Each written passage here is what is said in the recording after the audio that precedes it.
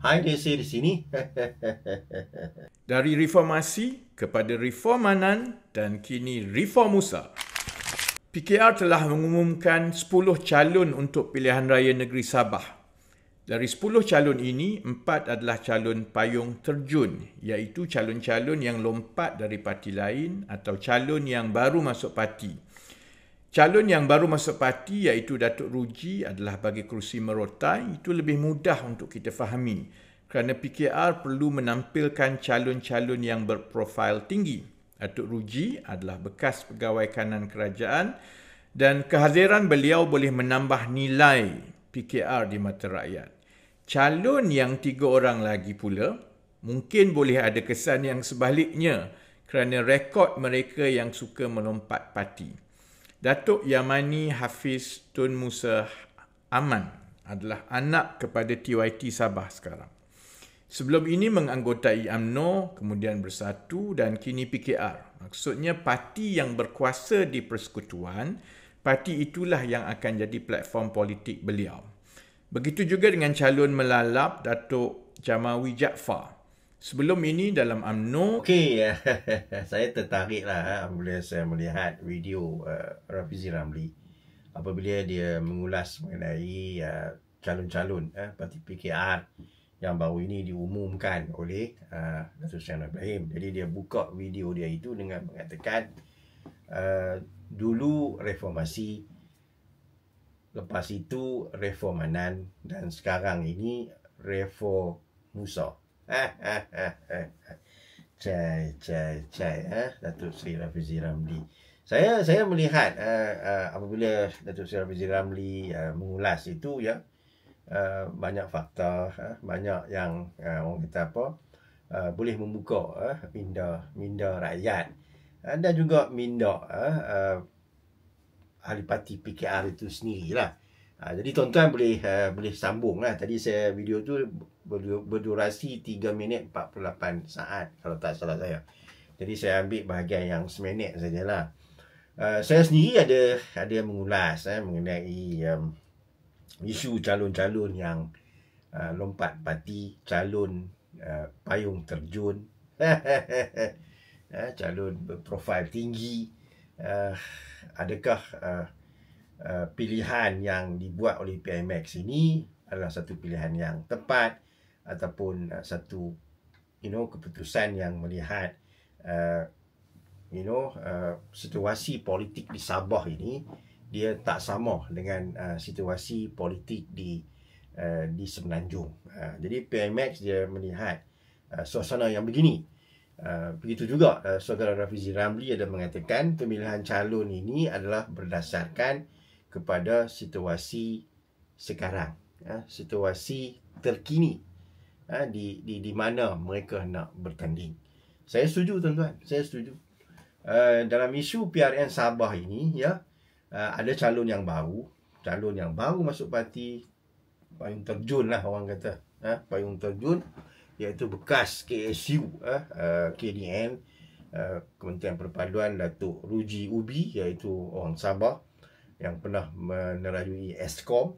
Jadi dia balik, dia nak bertanding di Merotai. Jadi PKR dia mahu sejak dulu lagi saya rasa PKR mencari calon-calon yang berprofil tinggi. Ini bagi saya tidak ada masalah apa. Cuma ialah akan mendatangkan masalah kepada cabang-cabang PKR di Sabah. Kerana mereka merasakan why tak pilih kami ketua cabang, kami ketua segala ketua lah di dalam PKR Sabah. Tapi itulah Perdana Menteri dia melihat dari segi holistik.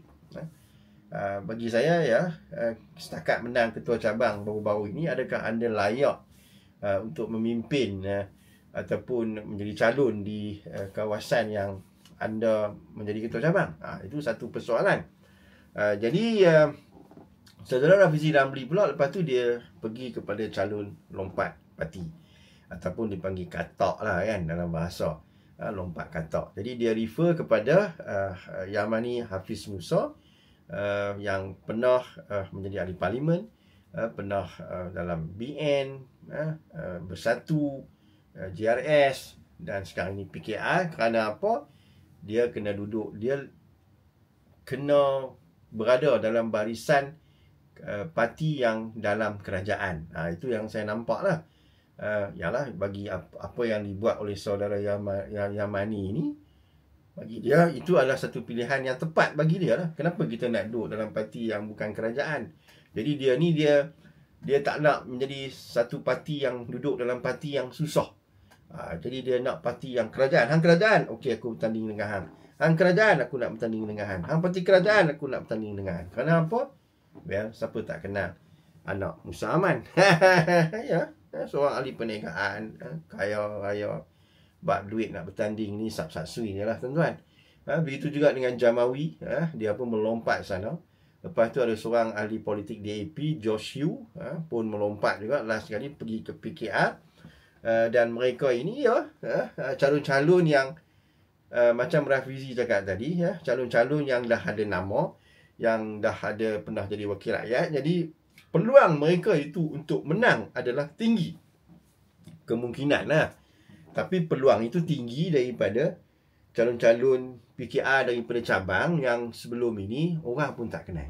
Harap, saya ketua cabang. Wah, terbaik. Tapi belum pasti ada dapat memenangi kursi pilihan raya, kan? Jadi saya setujulah sama dengan saudara Rafizi Ramli, kerana mereka ini mempunyai pengalaman, dikenali di Sabah. Itu yang saya cakap tadi tu. Sabah ini walaupun dia melompat parti, dia ada chances untuk menang. Dan ini telah terbukti, tuan-tuan. Ini telah terbukti. Jadi bagi saya, di Sabah tak ada masalah. Kita kena gadailah prinsip kita itu, kerana kita adalah satu parti yang hendakkan kemenangan. Itu kena faham tu. Jadi bagi pandangan orang-orang reformasi, otai-otai di PKR, mereka tidak dapat menerima apa yang dibuat oleh pimpinan parti sekarang ini lah. Tapi senang je ayat yang saya nak bagi. Kena walak lah. Kan? Kita kena walak dengan presiden kita lah. Presiden kita dah pilih, kita walak. Macam PAS lah kan. Sebab itu PAS dia tak ada satu sifat yang orang kata apa akan menentang kepimpinan dia. Kan? Jadi dalam satu lagi isu yang saudara Rafizi Ramli sebutkan, pengalaman parti yang mengambil calon-calon lompat ini telah menunjukkan keputusan yang sebaliknya. Macam tadi, di Sabah dia boleh menang. Di Sabah boleh menang. Tapi di Semenanjung, Datuk Seri Rafizi Ramli mengambil contoh PRN Melaka dan Johor kalau tak salah saya. Tapi dia refer banyak kepada PRN Melaka. Di mana pada ketika itu, calon-calon lompat, terutamanya daripada UMNO, Idris bekas Menteri Besar Melaka, dia melompat kepada parti PKR. Akhirnya tewas, tuan-tuan. Malah kerusi-kerusi UMNO yang disandang di Melaka itu juga banyak yang kehilangan. Dan dari segi kerusi parlimen, 6 kerusi parlimen royuk, tuan-tuan. Tapi saya nak bagi tahu, senario di Melaka dengan senario di Sabah tak sama, tuan-tuan. Tak sama. Orang Sabah ini dia bukan melihat kepada parti sangat. Dia melihat kepada individu.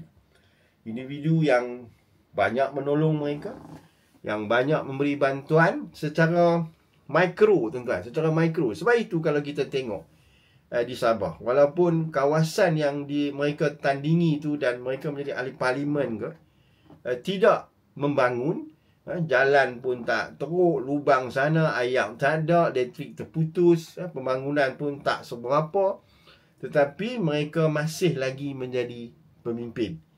Kerana orang Sabah, dia memerlukan, personal touch. You help me, I help you. Cai. Itu yang saya cakap tadi tu kan. Senario lompat parti di negeri Semenanjung tak sama dengan di Sabah. Sebab itu kalau kita melihat kerajaan Sabah ini dia boleh bergoyang, boleh saja lompat pergi sana pergi sini, tukar kerajaan, dan apabila mereka ini bertanding semula, itu bukan hang lompat ke? Tiba-tiba hang menang lagi. Itu yang saya melihat Datuk Seri Anwar Ibrahim, dia melihat daripada konteks ini. Maknanya saya ulang lagi sekali, parti yang nak bertanding di Sabah itu, dia ibarat pasukan bola, dan dia boleh mengambil pemain-pemain yang daripada kelab-kelab yang lain. Sebelum ini kelab lain, sebelum ini kelab lain. Sekiranya dia ambil itu, boleh memberi manfaat kepada parti PKR. Dalam isu ini, macam Yamani, Hafiz Musa, Jamawi, Josh Hiu, mereka merasakan why not, we give a chance, we try untuk bertanding, kan. Mereka boleh cakap je dekat penyokong mereka, yang menyokong mereka sebelum ini. Doesn't matter. Sekarang ni kita bersama-sama dengan parti kerajaan, kita akan mendapat manfaat yang lebih. Cai.